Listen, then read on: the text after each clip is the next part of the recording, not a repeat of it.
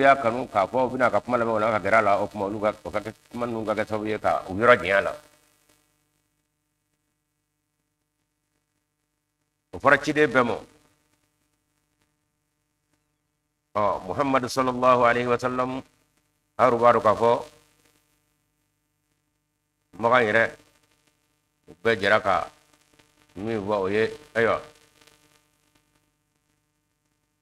an ka kamalen dɔ bɛ yen wolowi kɛ ma k'a sɔrɔ nka da ka di n'i y'a kumakan mɛn i b'a filɛ maa saba ye fɔ i b'a ka kuma lamɛn o komi makan ye duguba ye aw dafɛ dugu a bɛɛ na yɔrɔ don a ka sanniw ani feerew la o tuma nin ye kunnafoni ye ka lase dafɛ dugu bɛɛ lajɛlen ma maa o maa n'i kɔnɔ ma ɲɛ makan naani kɔ nakun maa k'i la o y'i nakun ye sa nka fɛn bɛɛ makan ya bi o ye nin ye a bɛ k'a cogo dɔn kamalen na da ka di nka wolo yɛlɛma bɛɛ ne k'a sɔrɔ ko maa ti an ka jɔn ninnu filɛ fɛn sɛbɛw ye o tuma jɔw kɛ bɛ ka faraw bila a kun bon n'a tɛmɛ da kɔnɔ kuma in nɛngu in ka di de o tuma maa si kana gɛrɛ a la k'i bɛ lamɛnni kɛ maa ka ɲininka muhammadu sallallahu alaihi wasallam ka se hakɛ ma o ma dan o ma ni sugudenya sera tan alakira b'a lajɛ muhammadu sallallahu alaihi wasallam n'a ye jamakulu dɔw sigi mɛn u ɲɛma jɔlen don a bɛ taama ka gɛrɛ olu la ka taa ala ka kunnafoni dili daminɛ a yɛrɛ fa dɔw binakɛ dɔw bafin dɔw baja dɔw i b'a ye o bɛ yala o bɛna olu bɛ sin ka na ten dɛ ko an ye fatɔ min ko fɔ a jɔn daw kunna nin a fɔ ne sɛbɛ ko dɔw aw kun n'a sɔrɔ aw ma nɔfɛ yan a taa n'a kun ɲɛnabɔ taa fɔ mɔgɔw da la u b'a gɛn ka bɔ yen olu b'i yɛrɛ kɛ ala kɛra ba ye kokura maa wɛrɛw sigi mɛn k'aw koli hali n'a kɛra maa damadɔ i b'a ye a b'i dɛn ka taa olu yɔrɔ la ka taa ala ka ci seli daminɛ a bangebaa ninnu i b'a ye u fana b'u yala yala ka na y'a ye a filɛ yan fɛ kokura tila ka taa jamakulu yɔrɔ la a fɔ kibaruya min dira aw ma ka bɔ makan ya aw se ka k'an m'o mɛn a fɔtɔkɛ in de ye nin ye o nka a da ka di de i m'a ye n'aw bɛ kuma na fɔ a bɛɛ ne ka kan ye an y'o de fɔ a ye olu b'a nɔfɛ n'a y'a sɔrɔ sɛbɛ ko don yan ka sɔrɔ aw fana sɔrɔ an dugu ma nɔfɛ taa bɔ mɔgɔ de la ni muhammadu bɛ ka bɔ yen sallallahu alaihi wa sallam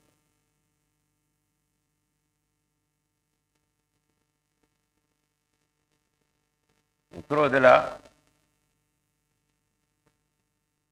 dugu dɔ bɛ yen Abdul Qais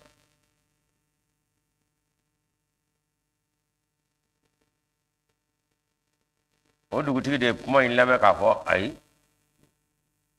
u tɛ ka kɛ cogo di o kuma an kunkolo tɛ yen de wa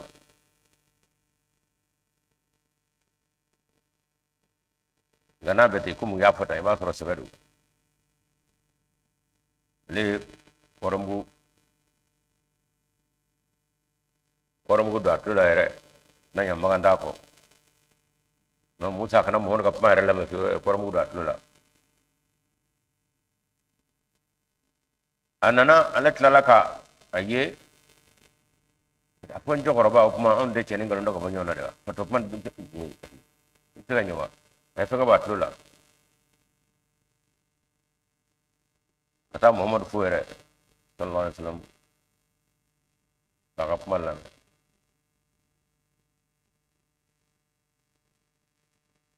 ka sɔrɔ k'a fɔ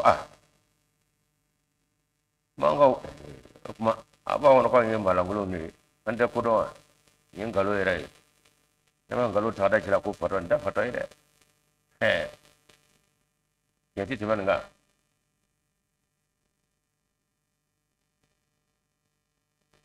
ale kɔni sina ka nisɔndiya sa ka i kɔngɔ fa muhammad sallallahu alaihi wasallam ka dakura ina ta ne da ga dugu tigi o kuma na ni ngoni ko yeno ara ble ale tana ka ta jigi dugu ka nye dugu tigi jigi jola aben no ya jigi jola abi dine nye fo wi dugu mo murtira dugu tigi mo dare ko ka buere asayara kana ala kara sallallahu alaihi wasallam kana nya fo la gara ka ma ko nya fa mu etlero e bato ngi blatra baran ga kuna de den fayatala andali metala ni nyo ala nore ngoro ala o cetana ka mo fi wa figa nyere be dugumina netama mango yew mashim bangunde mandi maga ane muhammadu bo abba go kalamo anga mu kwado nabi jende do de nano chenta tibita dugutia ai da tijiga dugutia jira kula de ala kray do kay asroga blatira wa taro lata ay kuma damne mo be na ka kuma ala kray ga blatira ko sallallahu alaihi wasallam ni alamau na nyona kuma langulun galo ka tete ga dola mu to ka atoidi ukuna che na fulo nyin nadu adunata ya jamu kuma be fu mo de ite po kuma do na fa be po mo ko kanga ma mango ya ni me fo chido mo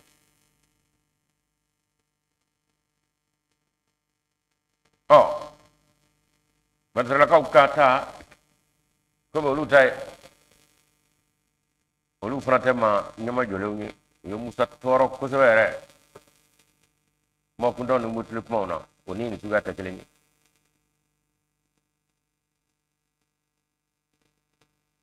o musa dimni ko wati do were no wele mena jong ru ko ele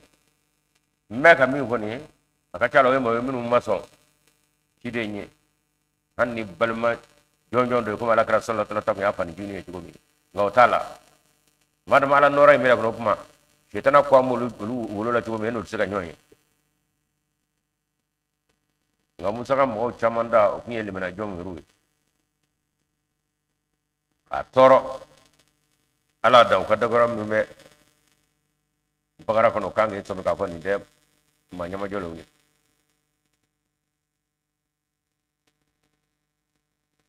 no ya nyinga be no fu plaga nyinga ke mi shiro le wa jema abichiga wa akulume wa ina fo dimite nyingalu kuma na ala ba kallat like wala hala suba akano nyeshi akana ko kebo ye ko mamu ngira musa torobo ye wala na musa sanya kabo kapma ngalo mo bela jelela wa kana inda allahi wajihan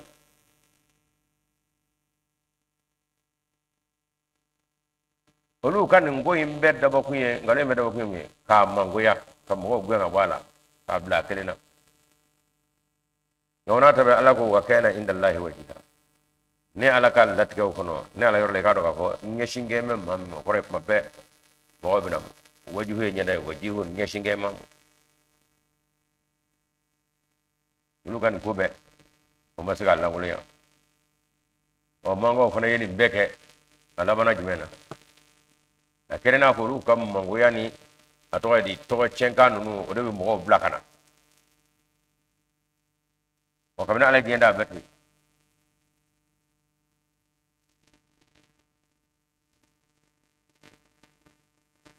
o yala ka sunnatu ato yelama 2020 hokko ya ka lalan ge watini ka fara joni fingala ma do na amada nyani ka beke ira taro ka ko o bina fiu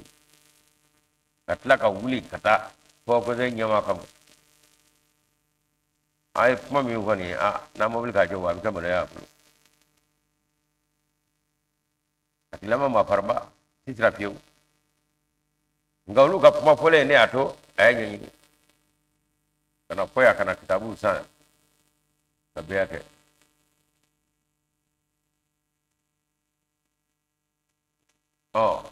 aperiti la ka dobe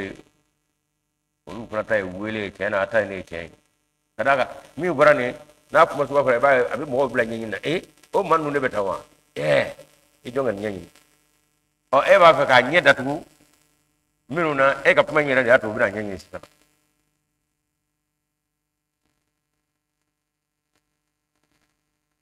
n'i k'i bɛ ala ka ko tiɲɛ wa e yɛrɛ de b'a tɔ ɲɛ wa kana inda Allahi wajiha ana yɔrɔ la maa do ɲɛsinkɛ bɛ maa min ya ayyuhal lazina amanu maa minnu lamɛnna ittaqullaha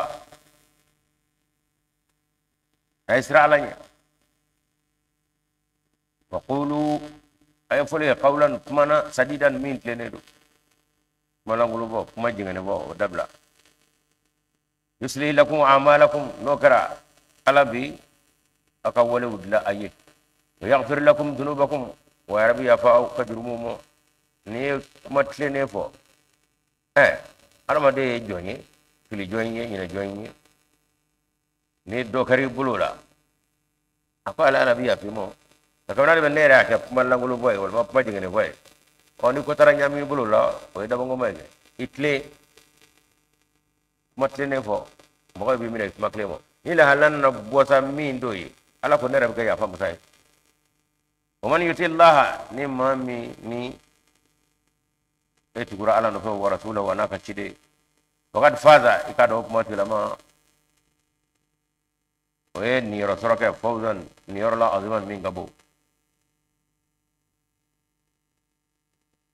aya filanan min ni alakira muhammadu sallallahu alaihi wasallam tun bɛ furu siri n'a sulaw ye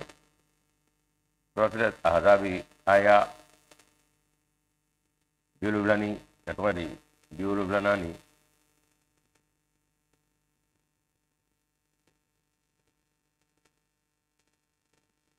ani suratul nisa'i aya fɔlɔ ka taa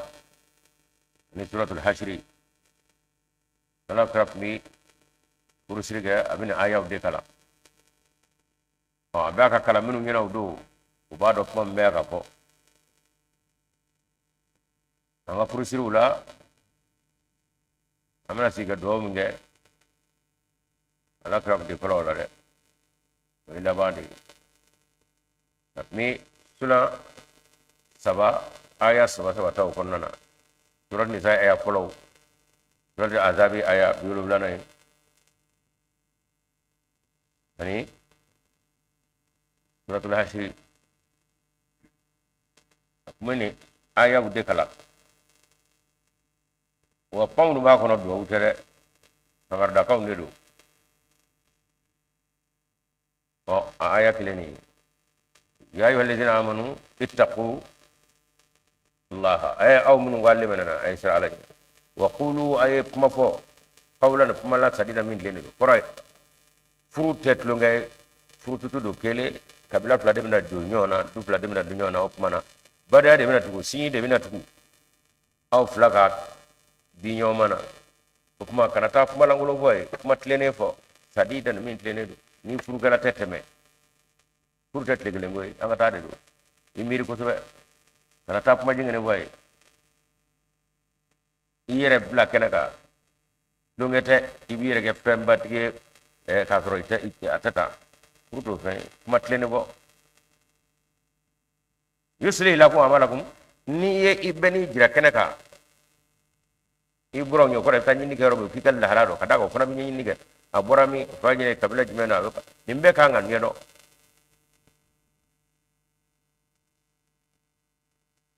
nka bi furu bɛɛ ka siri an yɛrɛw ka misiriw kɔnɔ yan burama tɔgɔ bɛ fɔ kɔfɛ sɛgɛsɛgɛli fɛ i b'a sɔrɔ Pierre de ye silamɛden muso ni furu siriba ye karamɔgɔ bɛɛ ka nin bɛɛ kɛ nafolo kama k'a sɔrɔ a ti kɛ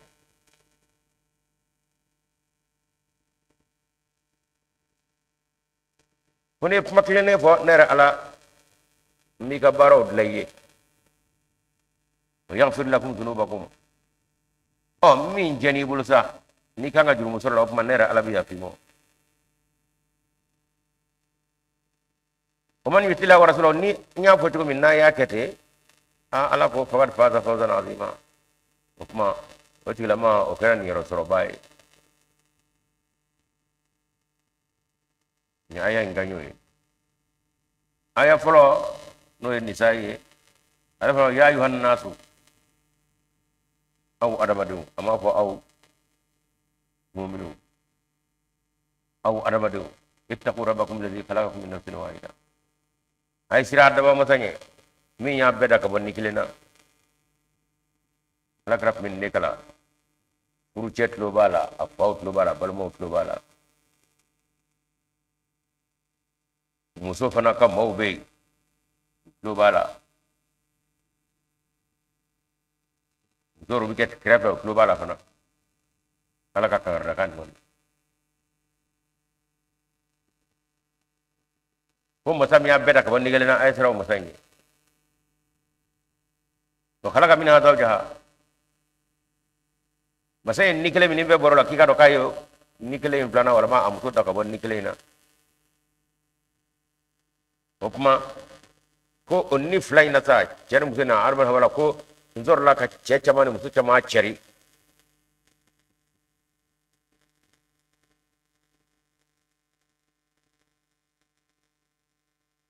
o kuma ittaqullah ay sira alanya wal arhama ay sira sinjiye nam furi mina kanya abina shinyu bula nyona abina ka shinyi kira shinyi tigalai kada ka be ka makadi bago bo bela tu balmo bela tu ma be muto yifana nati amma ba kuma fe ko kuma mina kanya balman dande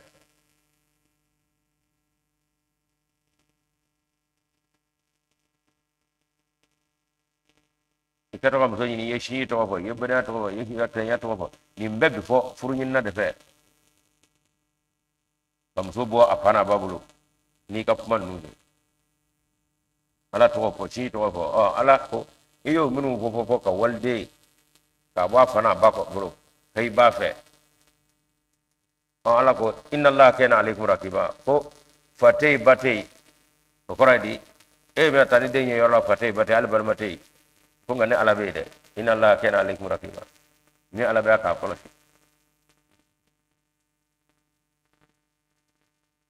goyanga fuere tuwe ni wuro ko mina ka ba walde de dura kulata ala mi yake musse o kama ala be ka kuma fan batna yala no fe bal motna yala kabiratna yala ngane mi yake musse no de kamo e ka wuro tamina na e ka atwa dura me kema mina na e ka fewro mina na musse de no no ne mi yake musse ne ma kuma e bita fa fa musso la bina be ka kanela ne ne mi yake che e bina wuro ba no fe wa iti sonne onen ma ka muso mo fe bebe ne yake muso yeyinde ko be de be ko be de be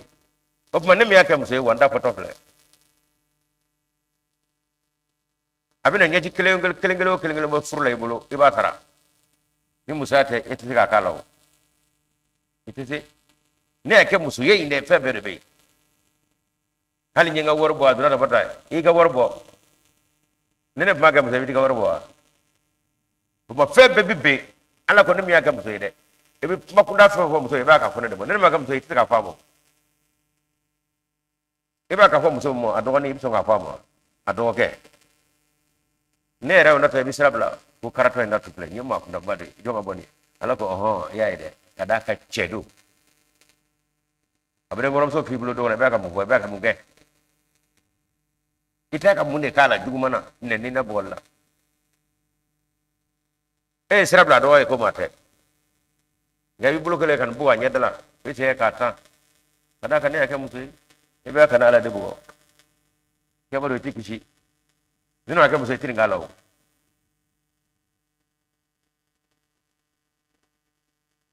nye ala kra sallallahu alaihi wasallam aka furutiri aya keleni mba ko chew kana alaikum rakiba atarna yororo ne be afate abate ngane mi yake muso ne de be iti sirati tige iye ko kala bi mona fo ikasara nina maka muso tika kala o wona maka muso ati wa fana abakato ani fama kala ni mama kala nyamo dende dugono jonde dugono balma cema ulu horo a horo ulu halala a halala nga ko ni gelen pew e nyina no de ko ne ke chei iyere ga chei aide ne ke chei ibana kana bargada fonye min la kana blaki ka febe kaye imamiri ne mamiri woni alamiya daka ko ye ne miri mimi na no fakki amadu alle bini ga dujo kadimo keti dengulo ati konota ati shini demo deti buaga ati ngene kaka bonata be dengwara fade gonde daga tra mo ba yere la ay boki ga yoro mi bisinga chefo de karsa naide tay boki ga ala ko ire abbe iyen chefo de chaw au bi chefo de musore tay de kalo konondo abi bana bela jele ke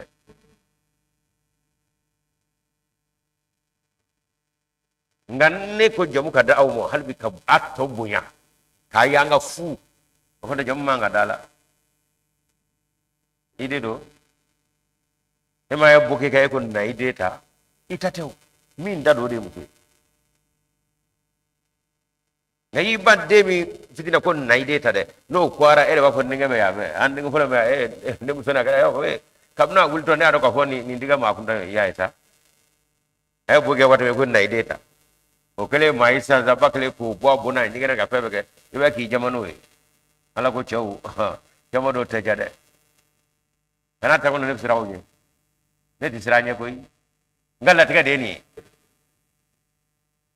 kay je so tigi aw bulo bu yani karama e ani to tigiya ka kam so bulo nyani de bu toro be muto ga nyina ma de o de kabuna bara fani baga so ada bora tunga mangga do yatime do sigene do se foni ndaye abinya gwani saya kabot saya do fe no gwadro bi gwa bo kuna ta ini de mana wango ni haramu ne do kata ini de mana yanno no ala ko anche ala kram so ga ayat sabana ya ayyuhallazina amanu ittaqullaha wal tanzur nafsun ma qaddamat lagat hey furuso kono che muso abe ka jade kemado abe kana naka kele furuso kono ngalaje ay minga abe flebo wa chawe jijade ibina nimi lahara furu kono barawla ejija aka flebo muso ejijade ibi minga furuso kono yani kata saya dola kelemo ibina nimi ne ala yorla to aka flebo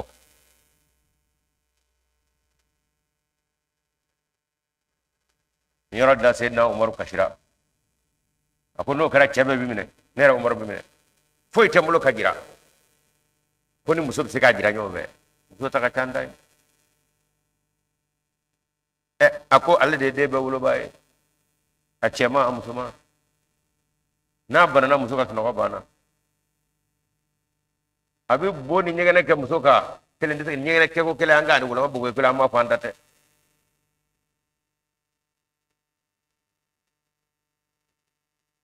finu bi ko to bi ke do be nyini ako ma ne sirami soro ko mota ko ni ka ato musuka kuma kunda do fomo misika bugo koy ko nga ne ba bugo ni toyi muna kiyamadu nanjora akele ka tan nyomban nun jira di fendere bulo ka jira de ma fo ala akon yenne ni ndoi ne bisika bo ngai ko ne ado atan ne taw sika danyongoro onye atoili minge vona bo da koro e ala koro kuna fle bo doni ye ala mo ka kuma e ngane na aw ko muso ti fevo ai ni ka kuma muso ka po ke todi o ka soro adabara ko be ka kala haradla o an yuru kam ne chuela sigi chuela muso ya chama de ke abi minga cheti ka kew kalo konondo o nyeni laje ko kono na bi baraka bi nyoso abi febe ke abi na jigido mi o fo mo muso kele abi bwala ati bwala ko aklabe do no bwala la shini sanjoli bu ka nyene kaka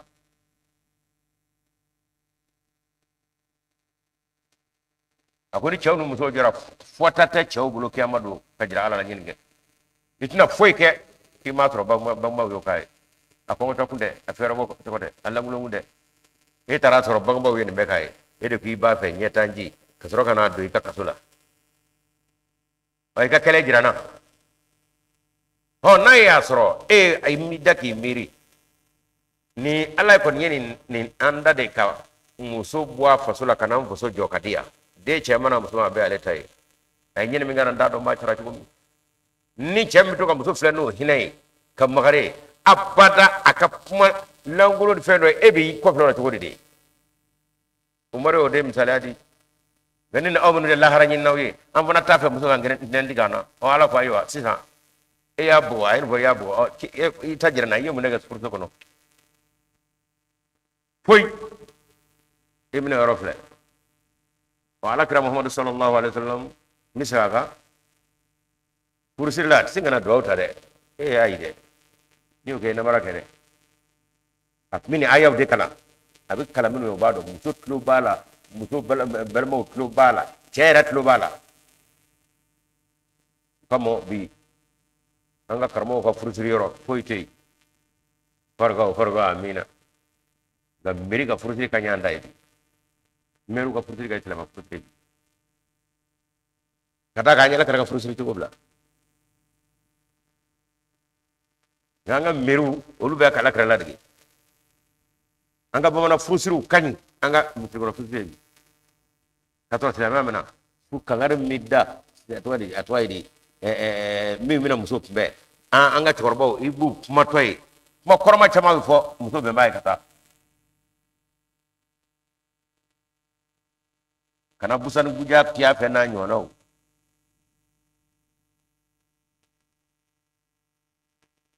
u b'o fɔ ka sɔrɔ ka muso in di e fana bɛ taa kunaya bɔ a tɔgɔ ye di faso la yen u kumana u kota o y'a sɔrɔ maakɔrɔba bɛɛ kuma in bɛɛ kɔrɔ dɔn o kun y'an ka bamanan furusiri kɛcogo ye o ni ala kɛra ta bɔra ɲɔgɔn fɛ o bɛɛ yɛrɛ ka kan silamɛ na an y'o ten k'a kɛ dugawukɛ ye ten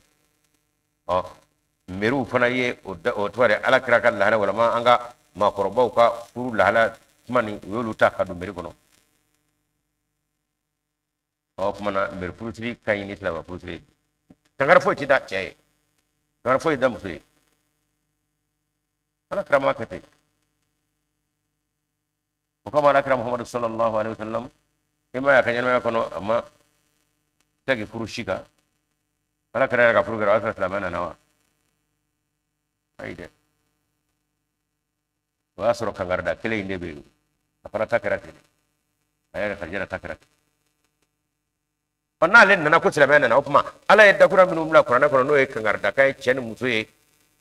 furu kɛ waati ni ala kɛra y'o sulan saba ta aya saba ta nka anw y'o bila pewu ka na kɛ dugawu jarankɛ ye ka taa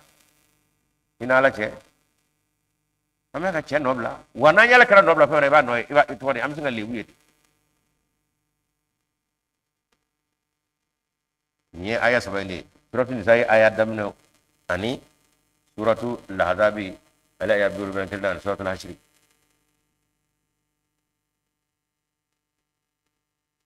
inna aradna al-amanata ala samawati wal ardi danaya kalifa o min ni kuma dabɔra o kuma kan sisan muso tatɔ in fɛ kalifa don a ma bɔ kungo fɛ dɛ wari ti maa sɔrɔ a ma feere i ma dɛ a kalifara n'i ye kalifa minɛ ka ɲɛ o don n'i m'a minɛ ka ɲɛ a y'a bɔ i bolo dɛ a ma bɔ kungo fɛ ala yɛrɛ bɛna fɔ sisan ni muso ta o ko fitinin ani ɲɔgɔn cɛ ye o kangari dara an fɛ cogo min ka i jɔyɔrɔ jira i la n'i kɛ maaba ye k'a minɛ ka d'i ma n'o si min ɲɛ o tuma kiyama don i b'a ta i ɲigini kan o bɔlen kɛ sa o tuma na inna aradna al-amanata ala samawati wal ardi ne yɛrɛ ala ye n ka danaya kalifa tangun b'a di sankolo ma sankolo ŋunana komi fɛn kalifa dugukolo la dugukolo ŋunana kulubaw olu sabati me cogo bi cagay kuma di kulubaw fana mo olu fana ŋunana fa bayna uma son goy an yahamilna ha uma son ka kalfainda wa ashfaqna minha usrana nyede usrana bunya nye usrana kalfainye nimana mina kanye mimina no fede wa hamal hal insanu adamade wo adamade ndi sira kalfai alaka kalfai mine sangolo na ka buya na ka fere akon disa kalfa mine dukon na ka sabali akon disa kalfa mine kulubaw nu ka sabati ko lu ko ala kalfa ya ka guramo fa bayna upmo maso ka bulu do akoro wala mo maso ko do akoro ka fu bi do ina nya hamilla ka fu bi do ina kon kalfa mine wa ashfaqna minha usrana jurla wa hamala hal insanu adamadeni eyo ta chaw ini ko be nyona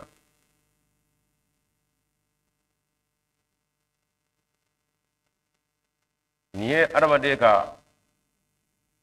lahaya bado de dato e kanaga adamade dafa me tugo mi katame danve to ka odo yoro do ko warta ni uluta adamade mo dafala tangolo tabo dafala dugolo tabo dafala dan vai hima daga dafai kuma adamade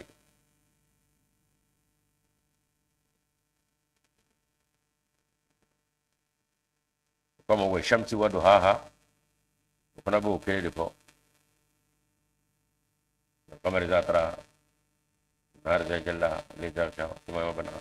wado mata wa nafsin ma sawaha ala ko yanyen ne de mingale lela na yeni kangale ke pelala ay kalola bana surat leno fe kangale ke pelala o minye lenoro jewati kangale shubelala o minye dibi lafiya dawati kangale sangulula anu korta me tugo kangale du kullu na fe ko tato o fe de mai tugo kunga nyini fe venda kilingile kangala la aw be do abeda be kabako bena akala la kirengero lo ne ala fe kunga aw nyabula de wa nafsin wa ma sawaha nyingale armade nina armade ta ci dafa melni ala fe gata beka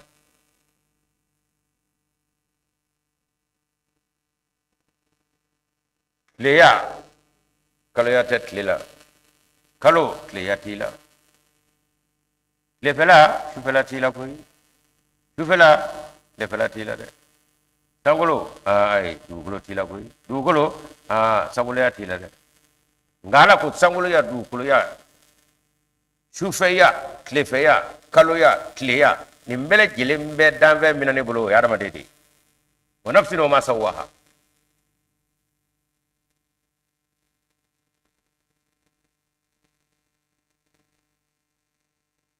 amma kala kanga jana e kaselna e ka kobo de foto do mabbaw o Allah la kene kun korla ya ngominga kalfa indi sangulo mo sangulo sirana jorola kumba de dukulo mo sirana jorola kumba de kulbo mo kulbo sirana jorola mo kundu akoro joro kamo chira kamo wa hamala hal insanu adama de ni nga kalfa mne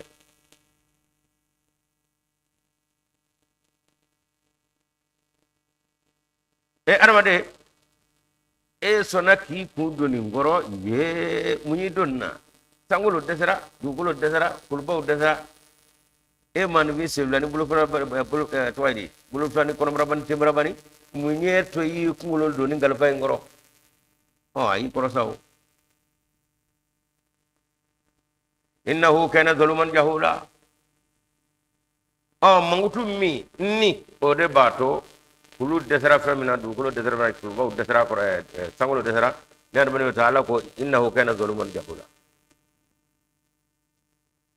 kone alay mangudu flado armadela o te kulu la fiyo te sangulo te du kulu te fela te fela te kalo la ko o be adamaden de la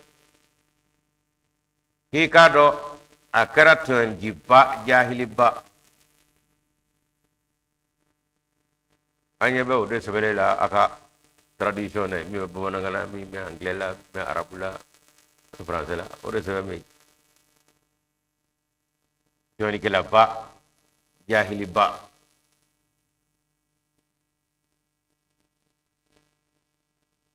ala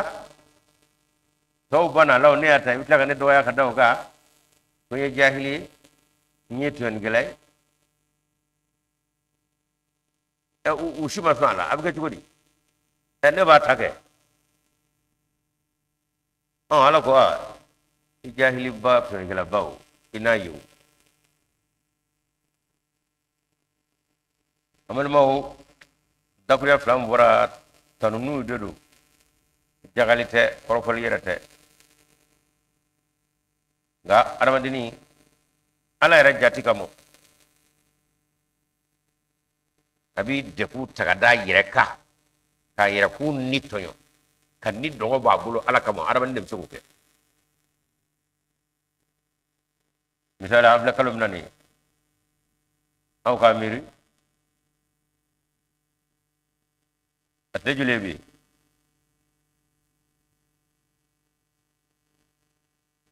mugan sabanan k'a ta daminɛ na fɔ bi e k'i miiri tile fɛ e k'i kɛ miiri ka yɛrɛ minɛ lahala la jeni de b'i bala la ni ala kama yɛrɛ tɛ jeni b'i bala la jeni b'i yala i nɔfɛ ka i ni dɔgɔ bɔ a bolo ten fasayi ka a sibikɔrɔ bugɔ ka i kura ka ten fɔ tile 30 walama 29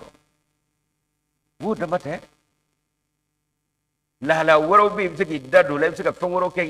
o ni yɛrɛ dɔngɔ ye nka i y'a kuru i y'i kura ka fɔ tile 20 ni joli an bɛ sabanan na bi o fɔ 30 la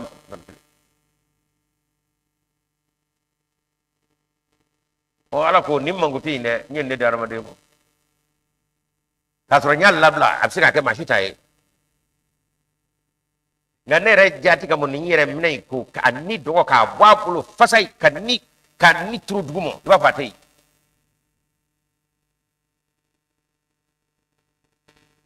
o ye mankutuba de ye o de fɔra yan nɔ hadamaden de bɛ se ka nin kɛ ala kama ala dɔngɔ o ɲinini kama ka i dɔgɔ bɔ ni bolo pewu hadamaden de cogo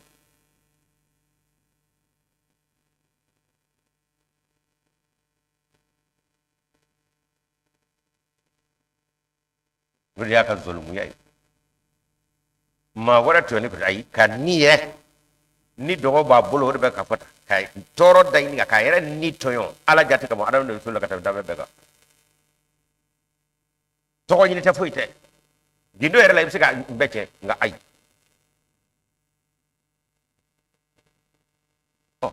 komi an bɛ sɔngɔ la k'a fɔ o kama sina ka n'o misaliya ye o dɔn ɲɔnɔ misaliyaw caman bɛ yen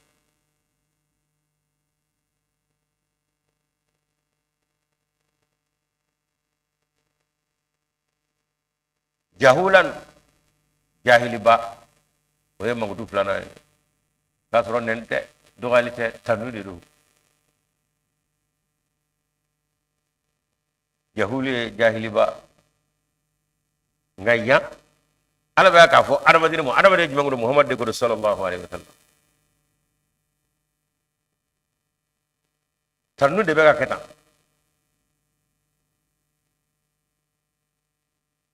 waati dɔ la an yɛrɛ adamadenw ni i terikɛ walama a tɔgɔ ye di i dɔgɔnin walama a kɔni jɛ n'a ye koro kɛ to la e yɛrɛ b'a wara e nisɔndiyalen wara min fɔ tan e hakili ye mun ye a y'a dɔgɔya de wa a fɔra ni kanu ye wa wara min fɔra nin dɔgɔyali tɛ o ko de adamaden don wara tɛ o kuma dɔw bɛ yan fɔcogo ni fɔyɔrɔ kama ayi dɔgɔyalima tɛ fiyewu o y'a dɔn jahiliya min bɛ ka fɔ diɲɛ yɛrɛ amma siri be adamaden nye koro tumi ton fembe i ka do ka fo bi adamaden yere de bo ala fa ka ta yere fa ala ka da fe ka da ka abbe da min hala do ala fa adamaden ka flele na kam maganyani o netwadi o konta do fe ka adamaden yere bi ta o fa fe to kuma daba ma yere tla jeble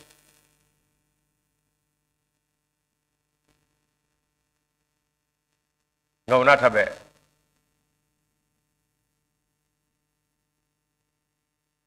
adamaden bi o je masir babbe toyi hakina fata je kono ala mi ni nyeta wala maga tsika kala to ta mangana ka idashe o yinnika ka je halan be ko wala ko filla be mo kone ya jahiliya be ga koy nga ka soro ke gwade ni ganene on kala kanga ko ambe ka gira be no fe ka soro ita shi soro ere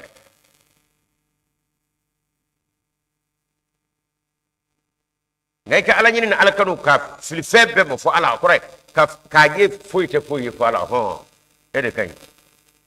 ede jahiliya ni kay no mi ya yere ka be do etlalaw oni mangu tuba fulani ni de dukulan de sabulan de shulan de tefala ni me adama de ndila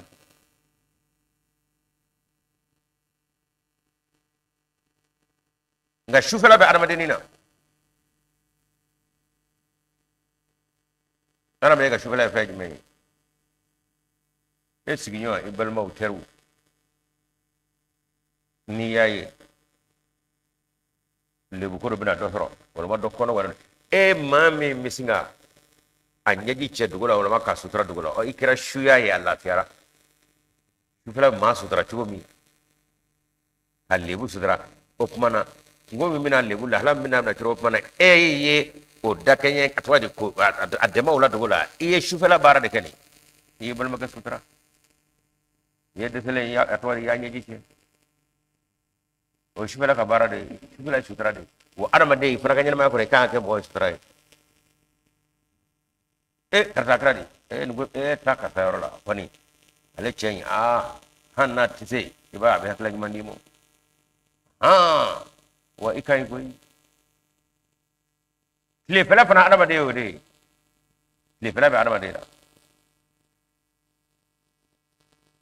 le pela ya jimai nye misala kelenda anyamina bula tata fandala okuma fono gwana nane erola okuma esnaka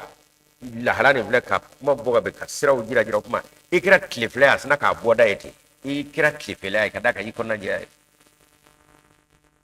kada ka ni klebolo ana no bi tayro do on ga ke nyonye klede pana anga ke nyonye shufele tu anga ke nyonye klifle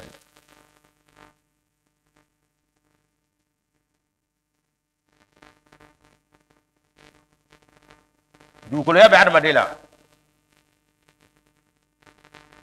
nga sangulo dukulo ya tola de dukulo fana sangulo ya tola arama ka ke dukulo ye ifeze ibalmo idomo idumto sabalu koro akakila kafimu ni maga dukula mai go na taba yorobe ko kunda ulu mana ko isangorota o ko be sangulo yoro jiya ulula ikorta ulukuna kama ko wa nafsinu masawaha sangolo na kam mudu krengere du kul na kam mudu krengere kefera na kam mudu krengere du shufela na kam mudu krengere du konga nimbele jele kam mutu o bedda be menani ala bolo o yara manendi wa nafsinu masawaha domna fo kalo yaku kalo ya bar madila kada ka damna no shamsi atarai de kalo o kam mangutie alete noro tigi ngabi noro dono noro tigi fe ka adama do mago nyenay onde klede yele digere ga ni klere ijenge kalo bam na le bloka anya sidamo mo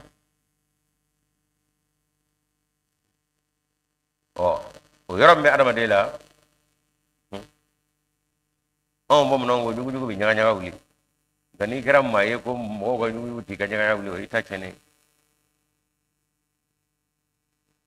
yoram de ra ta tu nyuma nge fanga tela ka nyuma boyiro ga la gani do nyuma nge to ira ba e o ka nyuma keli ne o ma o be ka nyaga nyaga wuli sa e fara wuli ga doke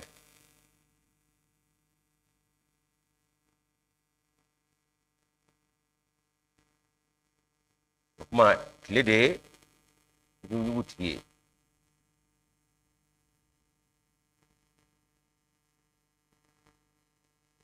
adamade ejija ato nyuma ka bo ere yoro fola ka nyuma ke mowi betle ya de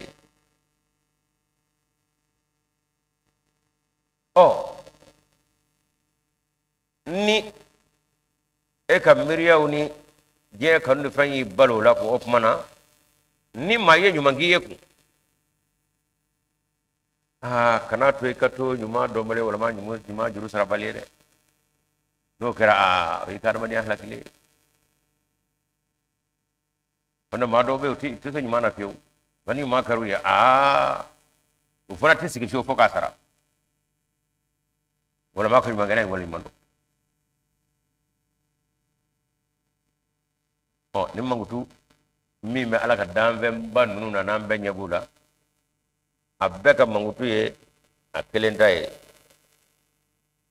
wo kengele jiga mangutu te doina abbe jole na ka mangutu ye gala ko nunu beka mangutu farale nyongo bebe danve minani ala bolo o yana mandini sevlare wa nafsin wa masawaha madama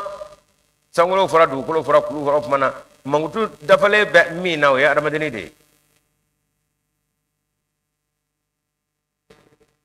kama opma ala ko armade de sira kale ala kadana yata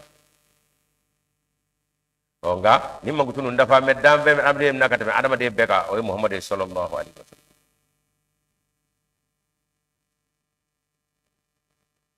kama hal kafir minu nu tafe ka muhammad yew al yahudiyaw ngawna tabe ubako jongwala akamale ayambe da adama ne ya tabe ko magoni iti ataka mati anda sinyo foi juruma to muhammad la ka fo salama to ali inte salamai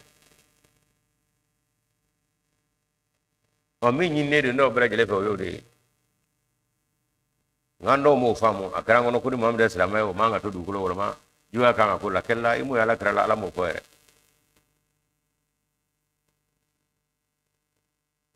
wado no adama de ne re ko sika iyera tayo muso mo ka hera soro ka iyera ka hera bu wala ne gon so ke garma ne mi arma do ni nyoso wodu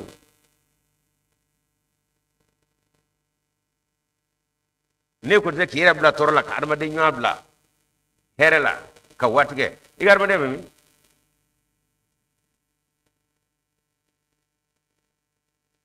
o ko mala kra kan magudu ba flying niya ka nyama ya kono lage sabo ya sabo ko wole kelamina ni mo jongne chayara to boro boro to jiri boro to mo anu tiga keleke yishina fola mo ko enya bara ka sata ga jure tay taw mo fa to fana ka sata ga jure tay taw fa juna to fana ka sata ga tine tay taw ma wolo bla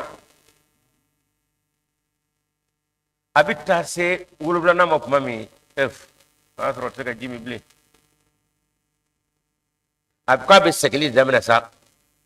na sayra kana worana na basro temena durna asro temena nanna asro temena adamna betara o laje ke do bene na nga cena ka tara jule tay shumo afo de ma intaro o mada adama dum aka sinyo yana aka bane aka salama ko na sigan ganyo yi abemi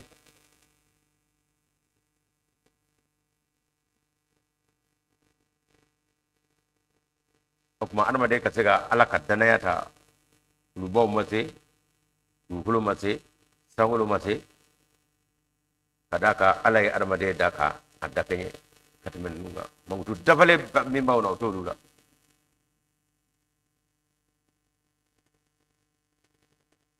yu'azzibu Allahu al-munafiqina wal munafiqati nga nin wale min nin jogo min dafaliya min ni nin bɛ adamaden la munafiki nin ka ko a ye dɛ nin b'a jɛni de ko muso ala subhanahu wa ta'ala ka munafiki cɛman ni musomanw ani mushriku dan gabo cɛman na musomanw a ko olu lajaba mama ka ala ko sen da kɛmɛ la i tɛ se ka nin kɛ hani adamane b'a dabila e to ya nyira kun de wa tuballahu ala almu'minina wani maguti na bala fam ga muso adam subhanahu wa ta'ala ka ni yoro dige mu'minu ni mun cɛmanw ni musomanw wa kana allah wa ala kira ghafuran ya fa mutai rahiman makarim masalu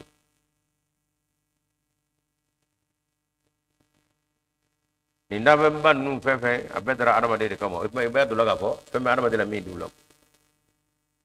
bedara on de kamo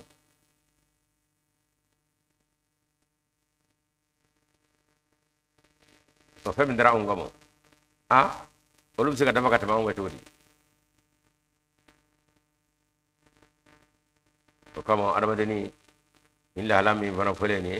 ibadu laga ko adamade dafa be ka tama melaka ka ni la halam nu goran veni kalu ne tleni ni subelan te fana dulu kalu to kadi sawala du kulo o kama ngutu be bana o temela gala ay me ga tay fangale mayti te doni sen kala mo fi ngawne ba be kala mo dibi bana noro bana me ga tay noro do may on fanga ka boale o nanye ala siraka andu makata ko upmana dibiyoram bana o biye maka ke yele ka to biye maka ke yele ka to upmana on bita kwale on sira janye fe o ko ma jiblo ko mon noro me yefe bine yele ngay kata ala mi ne mamud ne mo o yo ga ko digo de wambe bete ko nan nesara kanga dibiya vain nyele makana noro fa fe o sira wule donna ngoro kadaka shetana be awna shetana te melekala meleka fana shetana te melekala shetana fana meleka te gawnde dafara ala fe meleka ya bana shetana ya bana kama ala kira ko aisha mo kika shetana wuli lifa amma aisha ko ya fa newa ko aisha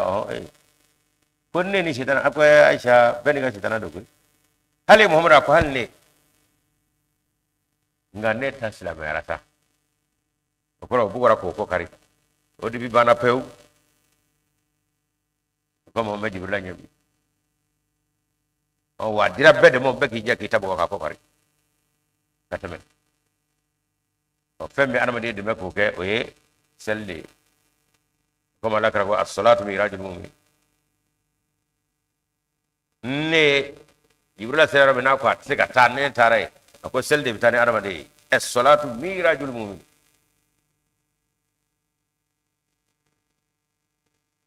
kayira majigi ala nyefe tenduru dama ka chano nyaji bo o de adamade do shitana fay pap kabu pew o kuma ye ka nɔrɔ tigiya o ko a ka taa ɔ mɛlɛkɛw olu yɛrɛ tɛ bɔ bilen ala dɔnna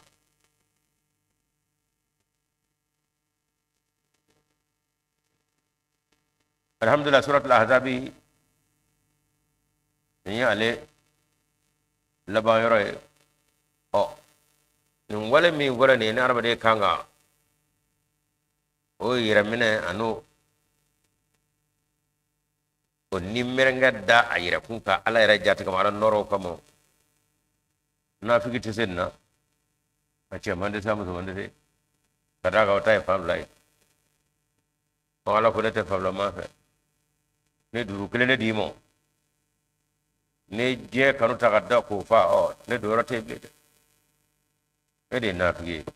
fi ko ra bi mi wa kono mu wadala o te ala ko a fabla ma o ete e chema musuma ai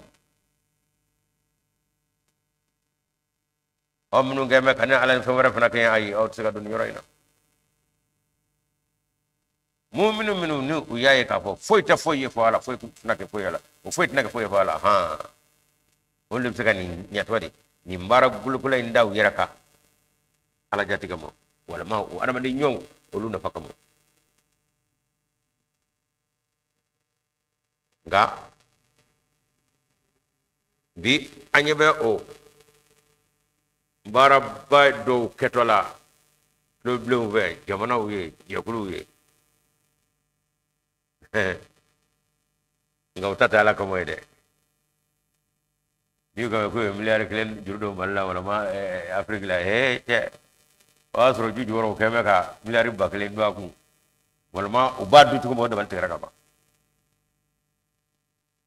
ngalama de ba kayeti fasai fuita joro matami abbere de abaku kama fasai hala ti ga watini misa gala ko temnu ngajela nu ya dai ku nu ya achimo kana ga ko ni nedo digoro kama ga minu he ala kani wa kala mo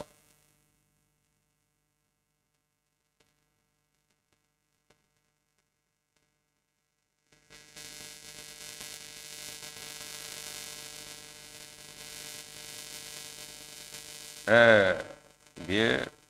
masikalo tile muhan sabay sungalo kele o fana muhan sabay kadaga ale tile kola bena ba tile kola bena nyomo konu tara nyonda ko fe kadaga biso ni kele uni o be jete mena do ina ala tadi o dai biso bay no ko fa bitlaga teme nyona o masa kalau tile mugan sabao masih Maud Imam Mahdi alaihi salam ka najiya kono yamma kuna fani ala kara sallallahu alaihi wasallam kadar ya bunya anaka ala do anaka gafe bunya to mi me ni anyona te jera kono fi wata dina shila nga ko era mina kona famu to ya fe no ga darala wona se muhammad sallallahu alaihi wasallam yira to man ko ya ni qur'ane ani islamu ya yere ko ni lagushi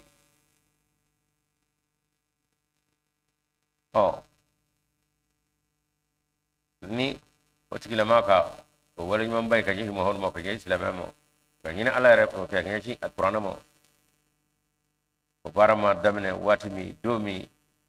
ahmadu tsega nyino ko famo marsalo tlim wan sabay dumbadu amido hakki bi digala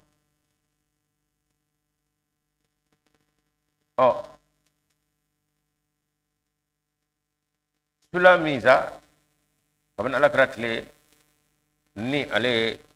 ngorlike ajara ka fa be do mina bi do bina akakuna de on rasulullah ali noroba anya korobi anabe ka dumini ke nyobe anabi tama nyobe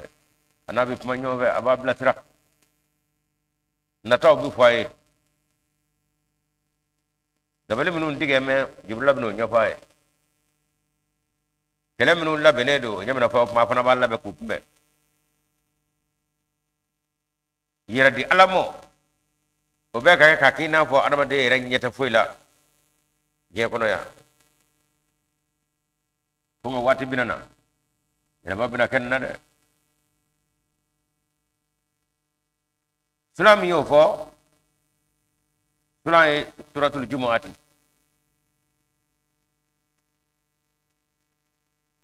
juma kore kenyonga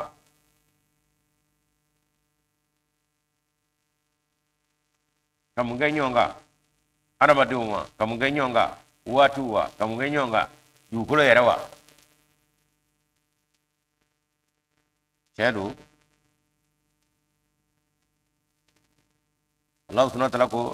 suratul Juma ayat 3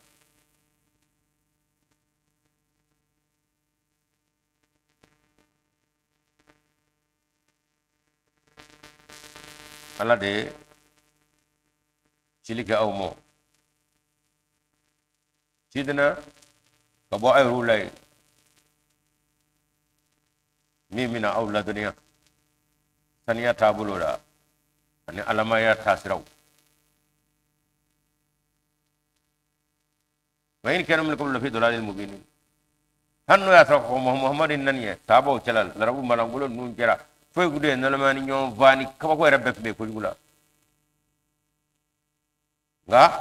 ko ala ga chayna na kana mamnu nga adamaniya bora adamaniya kono foga jigi baganya kono kanu bo baganya kono kana adamaniya kono ko bura katla ko bo adamaniya damena na kay yelenu e fa adamaniya sabela la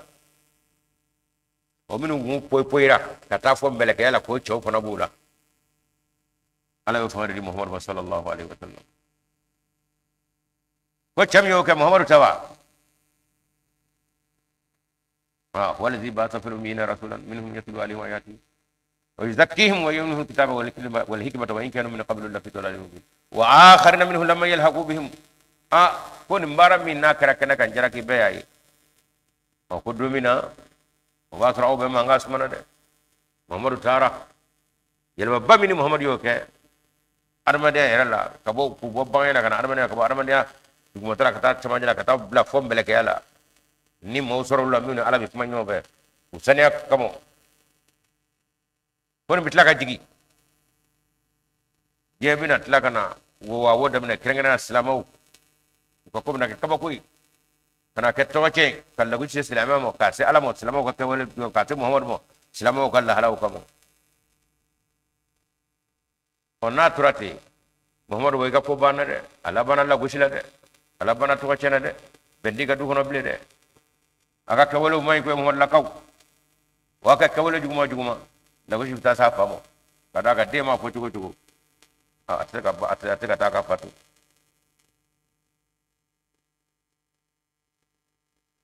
wala kutan ni min no forani opo wa akharna minhum no kera wa naka ko kuma na ikado fo sahaba nyona warakana ana baraw tabulu la kubra ato chabo mo hoduka kasa ko am meslama no fe ko gaga boy kasa jabla no fe mangoya maka mangoya gaga boy kam jabla no fe alla ma yala ko ko sahaba folo ba tro auti ba tro autumana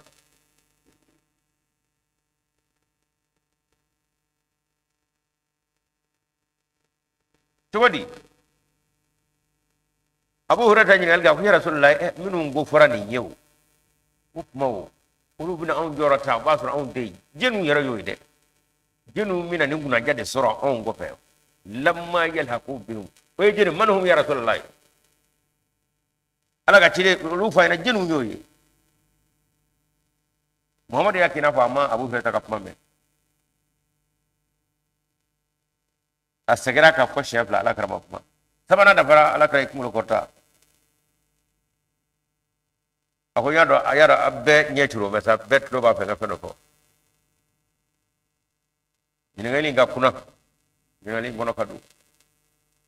do mi borani do nu mande de ako abu hurairata inya bala de ni ngofole mi ngara saba mun ngoforani adoblo ni ame sahaba ube na yuma do de dafe au bene dafe nga ikado ka fo ni masoro nete auti kuma sahaba ko ke todi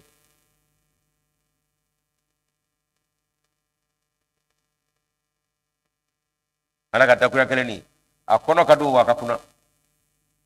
kunya mi mala abu hurairata akadi beye manyuma ka boila ikake manyuma ye denga kai ngata ma bulu koy abu hurairata wala ni muhammad la dunya odo chami mina barakane nona matangala kala tiga kono o tiga la rabu yede nangam ya chalani ala kray bolla sama parti kama buka nangam ya chalani ala ne la dunya ko o bona do de ala bino kerengere ko kene no nabla pian sabo de ko dafa abo rata yaro nga kuna de larabu do de larabu tew on ne boro labi o jama be awla yahudi o duka shiledo ko muna makuye e ala ti shabe ta jama be na le mi da do mo taraptian na e shia do ya bo du ko ko ay bo kamu du ko wanda yahudi mo fendo ni mo kede usara ga mo hon mo sa masade masaka ne mo hon mo ko de uba ku yaro mo ko ta woni ndo farani ni sera larabu na ya ja ay du ko na bla kata du ko joro na ya ja yela sabe ngala bi ko ne mo ka bi ni bona ni chei ne bona do kerengere pian ko ka mahdi law kana al-iman mu'allaqan bi isra'ila lana lahu rajulun aw rijalun min haula'i ala ba kadana do chei modu abu hurairah ne mapma ke frola ke flana mapma nya kira pon lo tala kada ka kuna wa kuna yoro flede atna bu awlaw e ma do ka kuna wonere tika do awla e ma do ka kuna setanyu ambe joyi wadaba masa kwalla tiga de ni ku ngani ngale ten nguna toyde abu hurairah wa kole ayini wa kana so akasoro blide nya fiyeti koro subhanallah amal mo musa tanga fara musa e nyona do bina wulbe nga ikado ka fo mama ni bano ka pana alabi nyinga nga tamashaye ati foybo ayere da kono ayere tokola aka kuma be ken ngala toy musa abi bala de aw yaw dara kono awabal maula mo fo musa yana de alla awabal maula abi bala abal maula kono yahudiyaw ikifu balma la rabu de unyina na ka fo ismaila fa ibrahim ay isaka fa ay ulu bura dinga isaka la ro bura ismaila la on na fra bi bala o ha bal maula ulu nyina la rabu ko wala mi fo musa ya to ko de o ha bal maula ko ala na muhammad bal rabu la yahudiyaw ko munya to kera ka on gram modun toy ala yen gaw na wa on mo ko era lable ala ko ayet lebo shufa ngai ay shugo tlefe ngai atobo du ko ka o mo ko kuna ke pian larabu ya sere bae abu reta ni ngali wanya fade ati bola wo mi yahuda sura kana to ka soro de ni ala nan ngenge do mi ni mi ngabi tura ku ngai ba ki yera amal ma suratul jumuati wa ya sabana abu reta kale ga ni ngali ke ala kala ne fade zalika fadlullah yuti man yasha onge wala ka fasama da ba ma minu ya ja farsu de aja ay bi da farsu ka de do de ta ko kai o bi kami ala kra ko abas ro qur'an doni liman lakika dina bara famia aja faria asabali awas ro ka ta dugolo ka blede mata reata kabina digi ka di chemmo no bi bara kene no o bo farsu de la rabu awte de nyai maso wapma won gunaye ma kono nga kuna aw da kono de woni na ke boy woni ngara katame dawla wayru ta donana ala ma shaklenda wati shaklenda de nimi ya jado me abota na yo tan dugolo kama o pateke na yo jo ko dugolo ko na jo ko so diora ala bo ke pian utira ko ke won nake kado kan ngada wala ma hanu billahi ma jakui pati rabu ko e munat yayi amma bwana makel larabuye atafendo adurata borta endudo kirigara kiri aide utarasige endo jomana na endu tede farsudu ma yahuda utarasige larabu feya madina ka fara ko moto e mena boya muso ala ka filika tabu lulai subhanallah ma ko de do libana na nasigiya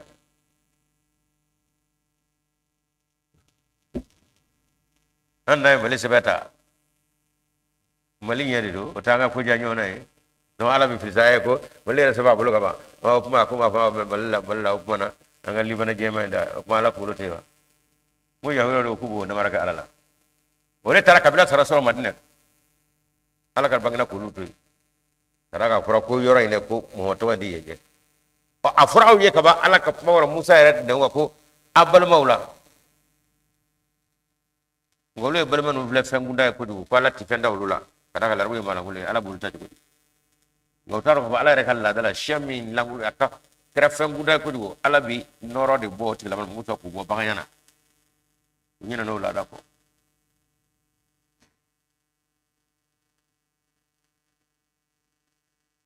ala kara ko te de wa abasro lemaniya doni prana doni famille lemane atara tigi tigi tigi hukmahu alif lam mim sajida wa ya warna ko tugodi amwara la amame amwara la sulaina amame kanya ku digay ala ko tugodi yudabbiru al-amra min as-samai ila al-ardi summa yaruju ilayhi fi yawmin kana miqdaruhu alf sanati mimma ta'uduna ala ko tugodi koy ka do ne ala nye famille labe sabe kadi muhammad mokana aduno bina ka abi say kana ngala modre summa ya'ruju ilayhi abina say ke ne alamo mun bina sagi korana doni lemania sabali nyuma alama ya yere lakika ka bina say kana ne alamo a tob to farau ya bulo ya ko ngati singa ke dongale ngono de abi ke don doni fi yawmin sanga kono kenam gidaru mi hage sanwa kele mimma ta'uduna alfatani mimma ta'uduna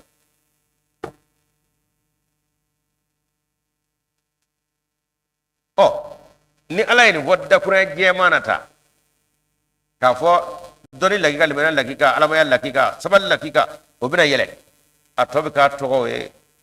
anafri do jugo na tamajo ko jabu kete wa ala ko no kare ma ala bina allakika di mi mokana o tibo ala larabu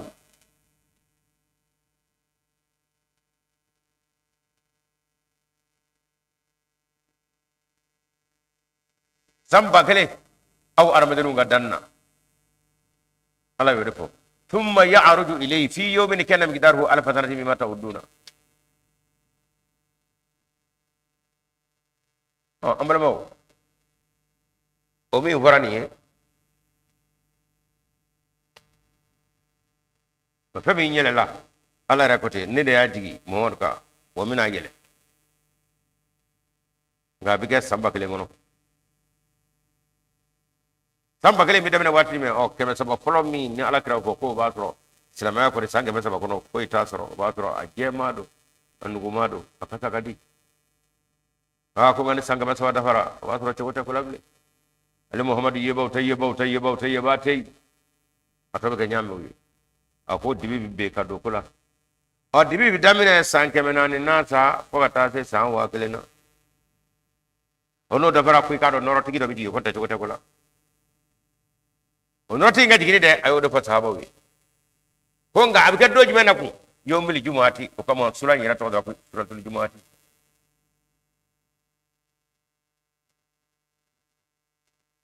juma ko rek kenyonga kamunge nyonga abasoro aramadun ukeme nyonga sare yoro manja yoro labli ko re ala rabina sabu ke je kono o wati farafinani farajela ka soro ala kratle ku da nyon yere kalamo ko san jaman tama gai ka do ko wati ba soro yoro suru ya nyona wati suru ya nyona farajo suru la farakuna farajo yoro suru la farajo la ku no ko bitabo nyonye tleti be ko usira nyon gai wo nyema nyona ko wonu ko ko fo nyonye abigina fu sige me nyongoro o de jumuati o kenyonga dade sa jebe na kina fu dugela do o ko chemina wele dawdo mahdi ka wele bi dawdo muhammad tira jebe mi ngamode o kuma jebe soro to kuna muhammad tlela ngane alabina jebe kina fo dukele ngata abwa ye wala ma kanga kuma mewu ikado mina no lahalawe o kuma jebe na kina fo dukele wala karako la ko ikado ami sangelenge trabe mahdi tlo bi ketlekele يوم يزيد تحدث أخبارها كبران لا سلي هو سبو بابنا كبراتي دو كلو قبلي محمد أبو مكو ويننا نينغال غاتي كادا ما فرافيني فرجة بكمو ويكا واتي سيراكو إنغا أسر إيرتي أدي واتي فراتي كيكو أبو ما نغاتي ودي على كو هو farsi kai ne do me ay ni ngal gana la kare bulo tamar farsi kabangu ka kuni jey mtangala bina ni mbona do de krengere ko kai amel ma opma on be yomul jumaatu do de labi kenyo nga do de bi granyo na do de bi anye be nyona do de bi andlo be nyona do de bi wona franga buli katabo nyonye ikado sabu be bi de amando ya kamaganya al kabaye yi tala fle almami rajule fle akutando chete mendo abora ka be goyi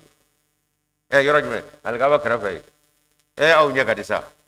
ala kratle opuye chugodi nga ke kalle mena qur'an ke kado ko mo hor kunda ko bede ima qur'an ne be foka sura masi wuli salama kan so jaka farfani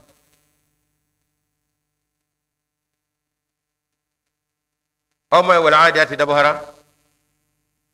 ala ko bulba kali bulba feminu ala krati la ka bulba to na mangabo wa bulba to so ma charo ala yo bede gane na utle na de abubakar maye asallanu wal adiyati dabhan fal muriyati kadhan asallanu ye ngama palinye ko mi mbalo tasma mai ama avion ya mabato ya mataraji gali benana na sallana qur'ana ayo ala yo bede gane na utle kai wuli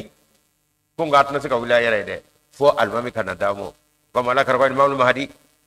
nan na ta tega do abulu wa soro wati sira wati jime sira ni mo hono ka chika nga gebe soro chiko mi ala bena no sabo belegele ngane sabo be ninya mata atsika ta de kada ka wala ninya mata la atsika ta ama cha chugo ninya mata la akare na fo saw ngulu tala nye petata ya to munum na nyonga o wala ko abina ngulu mi namo nala kira ro nyafo o de farsika nyi ala yo ke hadrat mirza ghulam ahmad alayhi salam ko tangala kala tiga do de namana ko baw ko chogori fole ñu bole ñu wonya fu yeti koro wa fa wara am la betle labi abu rani che umar ani che senna ali ani che talaha zubair bin usman ani che aw ya me muhammad ladama aya yire bedi fala ya ko ngaw nyebe allah ya aw ma ye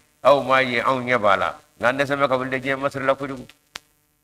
subhanallah so fle kana fle uyele la so ko fo woro boshi nene desera ka yile mobli kono kado mobli kono nene desera ka moto boni kata wajuli ka koy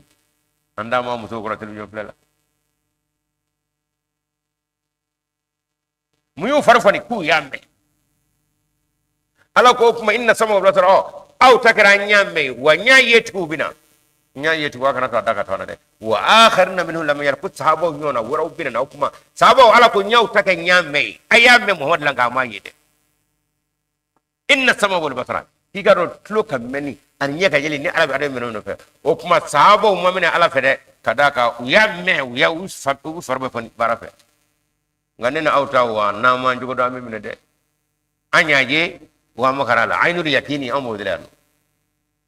anye bala nyena wando na mobli kono ama bulu ma fon kono wo yoro ma jiya chugo to anapuma ambal mo fe nangu jinga ngi ye abi atwadi aba jinga wo ba ye pia kasura ana ina che tlo wa me wala ma tlo wa bichama ala ko atani nya mina gbere nye don damo kataka mine ni ne fora qur'ana kono wa chetiga fla oglo akara to oboyir ka dakana to umar kata o kama fora wa akhara min ko sahaba wara fo sahaba nyona wara kana ahmad yaw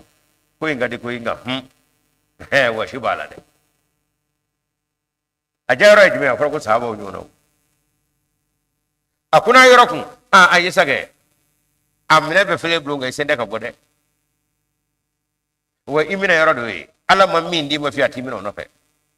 na ma hakili dimo ati timina baga ka keta no fede nga hakili le ngoro ko mo baga keta no fede yo ke ala bi kushidire fata fora mo de ku sahabo nyono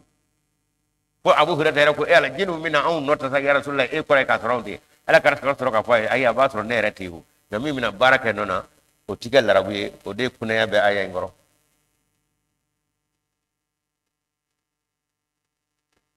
ono poira o birgi dala birgi bola dala masigalo tlemu saba no tlemu saba sirakun o mage kando kokula anga nyo hagi ko qur'ana ayawla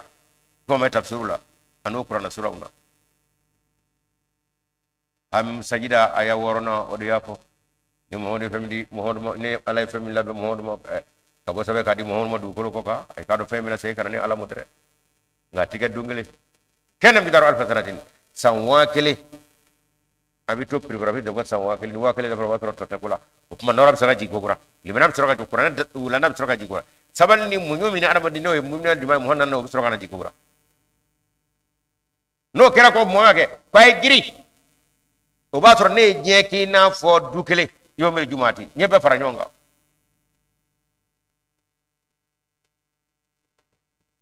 aw ni yoro misro ko boga tura koro o e fejme femiru fara korane kono ni mina kene mina kelata mina chamange outlela dukulo yere fla nyeto lawa no kera ko dukulo koro na fulma fo mina bo aw nyeto lawa anga no kera ko be genyi ni bayina la manyamo wa kana di ango na taba kibara ko bila tara yoma zitu akbaraha kibara se mango blede ngawru de sera kala ma de ni sangele sera nyo ka etli kele ngona taba de sera aletli duru kalo kele amase ko ke sikili jarabe muso nyara flal jarabe television flal jarabe aw bagri tnabo du klo kro ble maru tnabo olu yu takaw olu ye baraka nyamela ngala ko wasama wal basara ikado mina au take nyaagi anya buto mala pian amadaw amina ne do ala fede o minu ndado ko kulo era na folo no be priwa ko abira o oluta o yada mako ya mi do ko nga o minu ni ado ka fo ala chene bula kana akana ni nyoro de wala muso anga tarabatu ko sahaba o tarabatu ko mi o tarabatu be ka kewa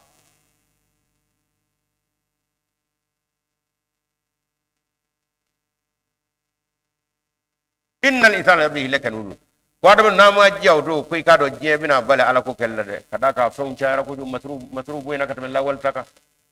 o ko nya dabo kama ko e afana mal lafiya wa agara todi ala krabi la so ko wa woro boci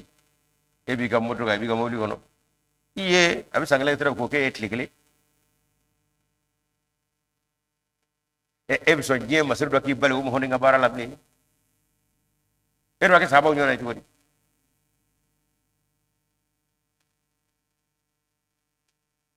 tani ka jibulu nimbe ka beno yanyi ni piti bu ko najimi o tani ka jibulu iko miye nimbe no galedo ngona ta bande sera era de che la je yan ga ko ta ka fo alama dabo ko bala kra foto mi ka fo ni samya ji ku wala nyana ngani ji ma fori furo manye furo babulu wani atwadi ni ku ni atwadi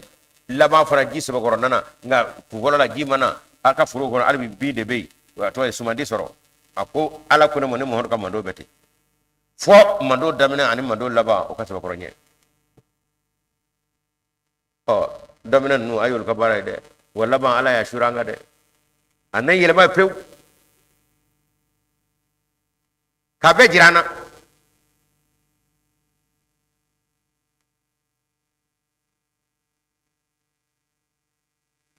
ko yoro man jable ay wuli kibra le sababu ala yo bebla kenaga aya ko qur'an ko tumay yo may ti tuad akhbaraha ko e yoro suru nya ala fana asurani ko di sangale tra ko gatle ayoro masuru nya asura to do ke ko nya ka nyina felu fana nyo suru nya bulu e bi tu amaga inyabara bi francis atwadi jabana jannu enyabu atwadi a presidana atwadi finini mala abaka pamane bo kapa ko dai mune makanya ala fesade akira nyu afora yana kake ko mina ninje a wati tikila mawye ngulo sahaba ya mene mi ngedul ye fadu yer la dine bara fe fofo mo foto opma yeli farana o ka fadu yer la ahmad yow wonno ko bara ple fadu nanawa e fa yer wa afa be o fa be mi fo mo ko ba ya ahmad yow ma ko mi daga saga o fa be kunu adamna mana ne fa ya ay ga mo ko be ado fato ke do fle be ado fato ke do fle ni ko akulo te dia afana ba ko gamna ma do zoro wa lai mo e bo ato fa do mo de la kana ko amana demna mi raka to be nga madu be kuma ko fado am to de na de ngame bamba la cugudi olu minu banana kana fato ile ma ambal madu abe gara fato no fe abe wono te bara indita abrama konara oni benga bashago oni benga madu era kamo yanu ni abe gara fato e nyemi ndota mimi ndota abe fato ta an bay jiranu be gara fato e ubi yala na ko fato fle ngawd lot an lotu ga yala ga la o fato ile ato awbe ngaw desra ka fato ile na farma fato ta matna na o no fede ngongo fato to aw nana aw nana ke maso bo ye est très posé il est calme oh c'est fini pour vous c'est déjà gâté dine ma ko ni il est très calme il est très posé c'est fini pour toi il y a mo sapeu on se barangew umma dele ka ke se ka ke ko musulmo du gote ay fato fladi am mo nyana aw bo hakil ma très posé il est très calme il est très instruit ko o ma bakile nega fato kile ga sawlu wala ko be faida he ul se nga barange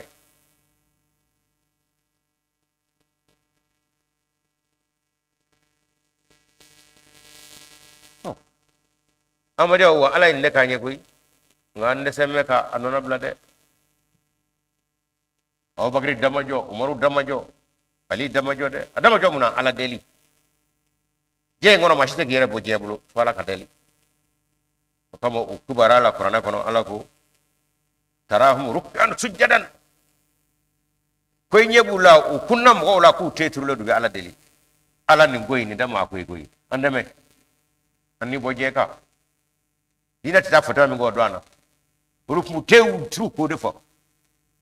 ngane na aw nante mo ko korba nan detru ala kasadinge sanga so nijo mo daga bana babulu ala kuma nere na ta fatu ala ko Allahu akbar ay mahdi ne gadre e missionary heret lugani edi bila yawa amiru inala che ay mahdi jamba o bega fato min yo tawede yo be jeyin di bila yanno abagaru ngumi kashidi ala ike cenja sena bului nge muhammad sena bului atayro min gasa khabara ke ega kashikai ala yulu ka seni bului ko je be kan ne kashika unde kelenye wala ko ay kashabere de bulu kamni fatiha amud siratal ladzina an'amta alaihim ala inne mana minu nyede ko dammat an amta e ala nema kuye e ngaf ala ya kuye ima kama e an amta kuye ala yenne ma keminu nana ne me kemse gira bo jemlo de abakar ma ira bablo de umar ma ira bablo mana ira bablo utesi jiste gira bo jemlo ala ko kashinala ma go ngabidala an amta inne ma keminu nu sina ka jeye ko mi fu ka kan la harayine sa ko ma ja ko la fu mo patodre onge mo ba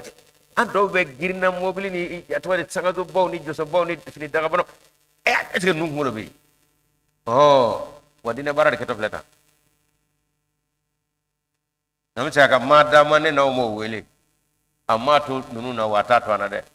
wanda matri ko ka ju betay a febe nyene do saka to prolega kama ala kira nyini ngara sallallahu alaihi wasallam akuko aku sabo mako nana ni femi ni aw ya tlayro tanatu ala ba mine ni ya tlayro tay tanay naw yo to ala ba mine ko nga wati binana ni olu sira ka tanaka ala bolu mako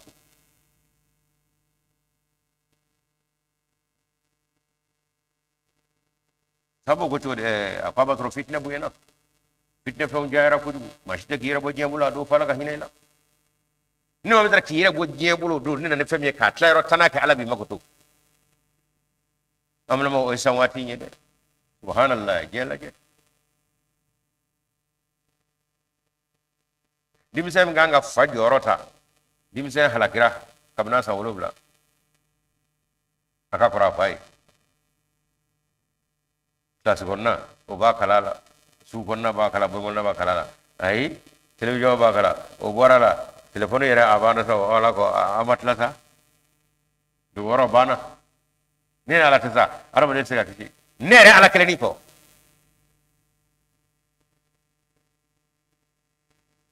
kama kuranɛ kama itaku yomani yajalu wildana shiba ko hey ay sira dunya domi na bi dimiseni fitini ke shije shije tamino dimisay budo je ya halaki abana na dali rata za iti sai dela ne ta dela blede ne ne awu tle kama ala kara ko nu sira ku jiya ka tawar tana ka basangala buto nganne flero tana nawo to ala ba mine Gama Ahmad yau Mahdi na nawu ga a fara korane aya de la suratul jumaa kono asabana ko sahabo nyona de bina wala to ala kara ko ne ratike ngami mina ken no kono tigal arabe o ba far sula nimbe kara onga sahabo nyona mi wara a sahabo yu ko do jena de Ahmad yau yemu sorode atara je kudu no fede ngu yala deli de ala nima nyamo matse kiyera bon numlo matse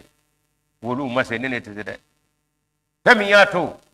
usira wala deli kelebe ala ko ne de be kloko tena nyako tena pasa ko tena ne de koroda korot ne sorode auto de koro auto bi fa auto bi ba ne be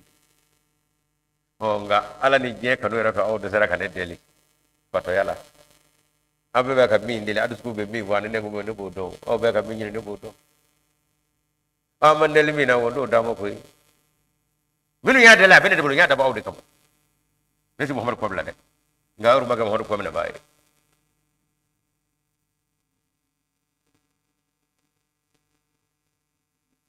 amadiaw be kalot le mon so mars kalo anga hakili tashi de doni min na ma mo don fitinin de alama don de ngala don min ala don da ka khonye o le islam da wodi ne de o wada an ka udra kale de an ka da sarak ko muhammad don min dari ngala don do abi ko karde ni ma da tawabi ko karde o kamala kra ko pay nya famu sho shot mu ligi tetro ala iga don fle koy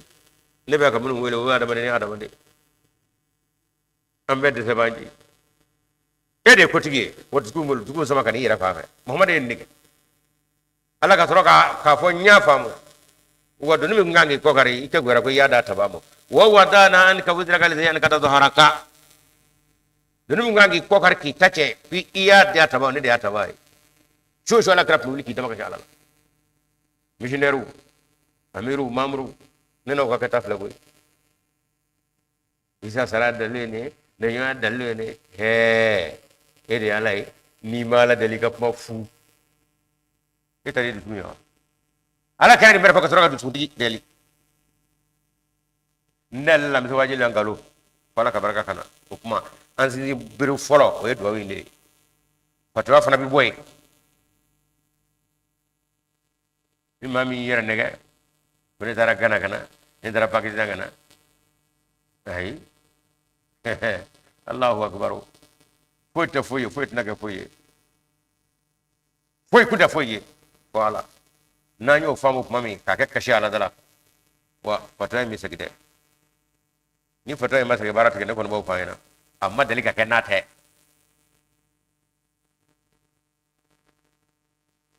ngeli bewde nana kana fili ko jinga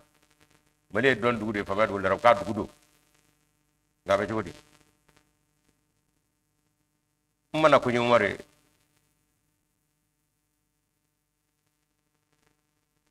fatami voradio de daro de Pakistan kana an fa la matara wa fa la manana kana barade no fata yakile ala ko fata no na mawde de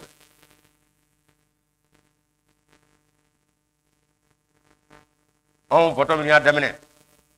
misaga wonga fata ya ni ato au nana gaw benika hakili tiyaje au fata ya mulaya ya ubune au fata ngita folao au mulama foto nyete foto ko nyebe ala dela ni nakata kata gaw nyeba fa bela ala barabana ada tukura misura to ganna de ndara gana tala wala fatoya mi yati tara gana ni tara fatoya blay gana kan lakana tu es très bien si tu connais comprendre français il parle anglais aussi et arabe oh il est complet ngalo foi ye fatoya mle fiko takana mlaga tiade fayni wa yuru yado kendo wo fatoya mbe ala bulo ye abi deli de abi di wo bare ngerano yi imam madi ko de muslim mawdu ko te wawru yado aya fafana ngawru ala ta fatoya mla la fe no de mata bara indike amani na la fe foto mun ya ala kraga dine wuli gajo ala kra fatra ku foto tri o foto no ni abaraka ko fe wo foto killing imam mahdi nana no de kana jeze nina au girna kana au kumana amala dele ala foto yayi wanana ko adamo imam mahdi jiri suin jiri bolo do diu imayo ala de jiri suin ala ga jiri sun turle nene te do mai kira jiri suin jiri bolo do e o kuma foto yayi ajika nga buli kana ila ngana ala ray dus ku foto ya te o jiti na fa ba goyi o kuma kira imam mahdi angara imam mahdi jiri bolo jiri suin jiri bolo jiri jiri suin jiri bolo minye amma sa atoydi ade kenete firetala puratala ko bisko suma foro ena alaje soni bi karkabe mi nero megan mi waya la mede Allahu akbar mega ko bari fota wawre alaje tembe aka ko baray matata titata ala tande be kan duta ala madele ka ke watake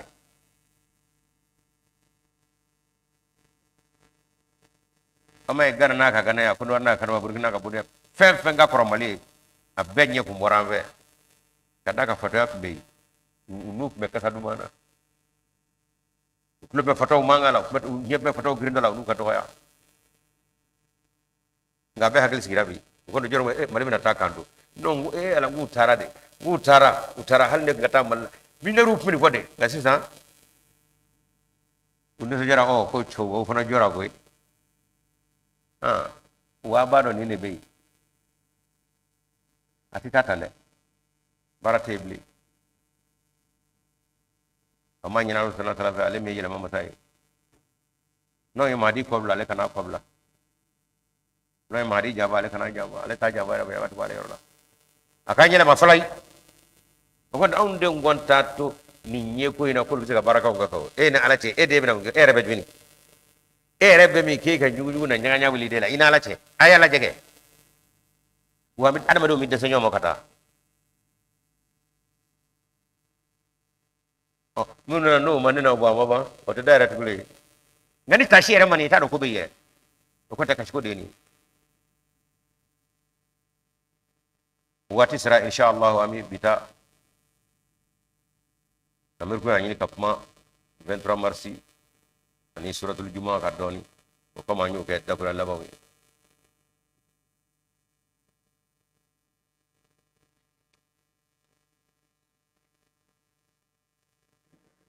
Wakra surat al-Ahzabi labana sini uli bige surat sabai utamena insyaallah taala no Quran surah muka bisabani nanina insyaallah taala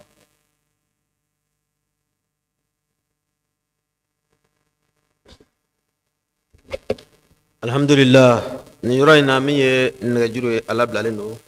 dobe kisma aywa assalamu alaikum lukuru assalamu alaikum السلام عليكم السلام عليكم ولد يا ابو فتح سبب لنا فلا تقع وين نيو نيو يا احمد ما يدكم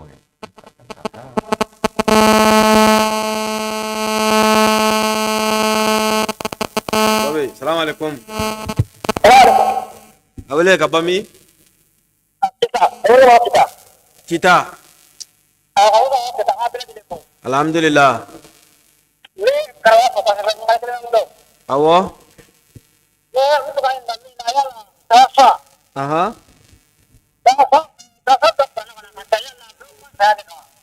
jumɛn bɛ kuranna kɔnɔ tawafa segin a kan kali ɲɛsin tawafa tawafa tɛ kuranɛ kɔnɔ yala i tɛ ka saya tawafa awɔ yala a bɛ fɔ saya de kan o bɛ sɔrɔ a ɲininka o de la yala tawafa tɛ kuranɛ kɔnɔ a bɛ fɔ saya de kan ni ala sɔnna karamɔgɔ bɛna kuma a yɔrɔ kan awɔ ami inshallah diyara n ye ami ni ala sɔnna a bɛna jaabi di a kan inshallah jazakumullah nba inshallah a ɲɛna si an baraji balimakɛ ka bɔ kita ale ka ɲininkali o tawafa min bɛ kuranna kɔnɔ ko yala a bɛɛ bɛ saya de ko fɔ wa filanan ko yala isa bɛ segin ka na ni y'ale ka ɲininkaliw ye n'an ba so salamaleykum ale sara o n'an ba so salamaleykum ka wele ka bɔ min n'an ba so bisimila fadal alhamdulillah an ye tafsir laban an ye faamuya sɔrɔ alhamdulillah n bɛ dugawu kɛ ala ka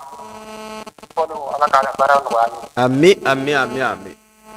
kana ni yɛlɛmaw ye ami ala k'an limaniya jigi ala k'an sabati ami ɲininkali dɔ bɛ ka kɛ karamɔgɔ la awɔ nabila isa nabila musa ka mɔgɔw u ka ko daminɛ na awɔ u ka limaniya tun ka ɲi kosɛbɛ nka an nana ye ko laban na u ka limaniya nana tiɲɛ fɔ ala ye limaniya san 40 don tɔgɔ in kɔnɔ awɔ karamɔgɔ ka walawali d'a ma mun de y'a se o tigilama ninnu ma awɔ inshallah an baraji ala k'an ka ciwale bato minɛ amina ala ka ciwo k'a ye ami salamu alaikum warahmatullahi wa alaikum salam jazakumullah an baraji nin tun ye an balima